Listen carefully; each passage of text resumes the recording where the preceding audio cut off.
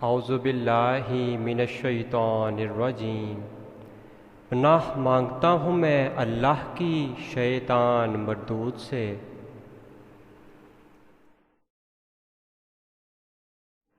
بسم اللہ الرحمن الرحیم۔ اللہ کے نام سے شروع جو بہت مہربان رحمت والا ہے۔ سورہ بقرہ آیت 166۔ روز حشر جب اللہ سزا دے گا اس وقت کیفیت یہ ہوگی کہ وہی پیشوا اور رہنما جن کی دنیا میں پیروی کی گئی تھی اپنے پیروکاروں سے بے تعلقی ظاہر کریں گے، مگر سزا پا کر رہیں گے اور ان کے سارے اسباب و وسائل کا سلسلہ کٹ جائے گا۔ سورہ بقرہ آیت 167۔ اور وہ لوگ جو دنیا میں ان کی پیروی کرتے تھے کہیں گے کہ کاش ہم کو پھر ایک موقع دیا جاتا تو جس طرح آج یہ ہم سے بیزاری ظاہر کر رہے ہیں ہم ان سے بیزار ہو کر دکھا دیتے۔ یوں اللہ ان لوگوں کے وہ اعمال جو دنیا میں کر رہے ہیں ان کے سامنے اس طرح لائے گا کہ یہ حسرتوں اور پشیمانیوں کے ساتھ ہاتھ ملتے رہیں گے مگر آگ سے نکلنے کی کوئی راہ نہ پائیں گے۔ سورہ بقرہ آیت 168 اور 169۔ اے انسانوں، زمین میں جو حلال اور پاکیزہ چیزیں ہیں وہ کھاؤ اور شیطان کے نقش قدم پر نہ چلو، بلا شبہ وہ تمہارا کھلم کھلا دشمن ہے۔ وہ تو تمہیں برائی و بے حیائی اور بدکاری کا حکم دیتا ہے اور چاہتا ہے کہ تم خدا کے خلاف ایسی باتیں منسوب کرو جن کا تمہیں علم نہیں ہے۔ سورہ بقرہ آیت 172۔ اے ایمان والو، کھاؤ ہماری دی ہوئی ستھری چیزیں اور اللہ کا احسان مانو اگر تم اسی کو پوجتے ہو۔ سورہ بقرہ آیت 173۔ اس نے چوپایوں میں سے صرف تمہارے اوپر مردار خون، سور کا گوشت اور وہ ذبیحہ جسے اللہ کے سوا کسی اور کا نام لے کر ذبح کیا گیا ہو حرام قرار دیا ہے۔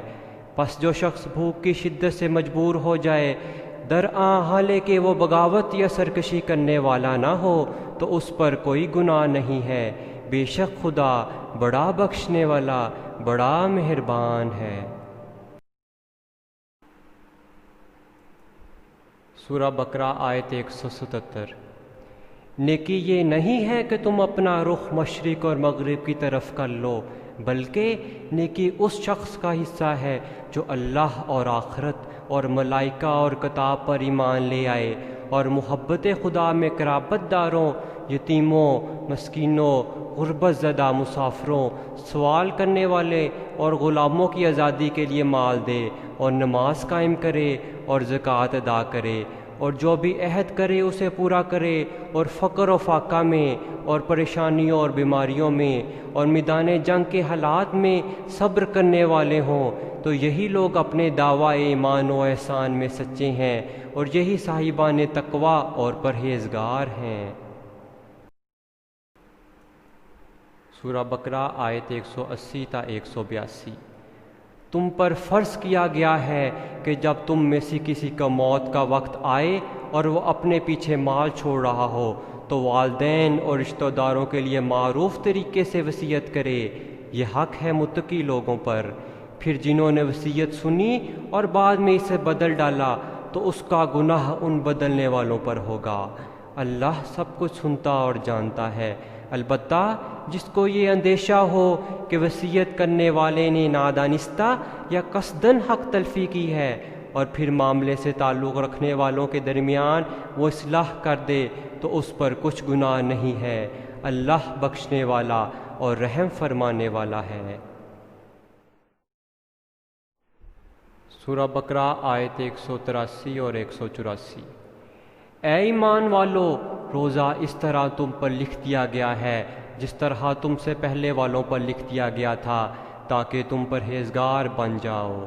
یہ گنتی کے چند دن ہیں، اس کے باوجود اگر تم میں سے کوئی شخص بیمار ہو جائے یا سفر میں ہو تو اتنے ہی دن اور دنوں میں پورے کرے، اور جو اپنی پوری طاقت صرف کر کے بامشکل روزہ رکھ سکتے ہوں تو وہ فی روزہ ایک مسکین کی خوراک فدیہ ادا کریں، اور جو اپنی مرضی سے کچھ زیادہ بھلائی کرے تو وہ اس کے لیے بہتر ہے، اور اگر تم فدیہ دینے کی بجائے روزہ رکھو تو یہ تمہارے لیے زیادہ بہتر ہے اگر تم علم و واقفیت رکھتے ہو۔ سورہ بقرہ آیت 187۔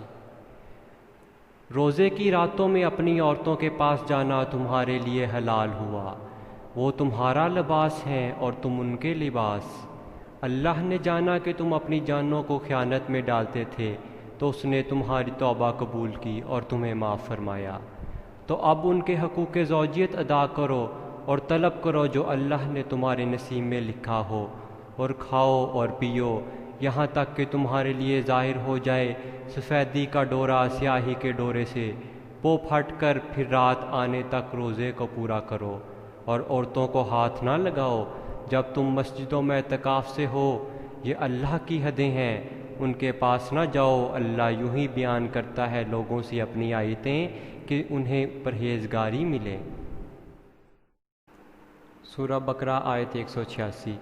اور اے نبی صلی اللہ علیہ وآلہ وسلم، اور جب میرے بندے آپ سے میرے بارے میں سوال کریں تو آپ کہہ دیں میں یقیناً قریب ہوں، جب کوئی پکارنے والا مجھے پکارتا ہے تو میں اس کی دعا و پکار کو سنتا ہوں اور جواب دیتا ہوں، تو ان پر لازم ہے کہ وہ میری آواز پر لبیک کہیں اور مجھ پر ایمان لائیں، یعنی یقین رکھیں، تاکہ وہ نیک راستے پر آ جائیں۔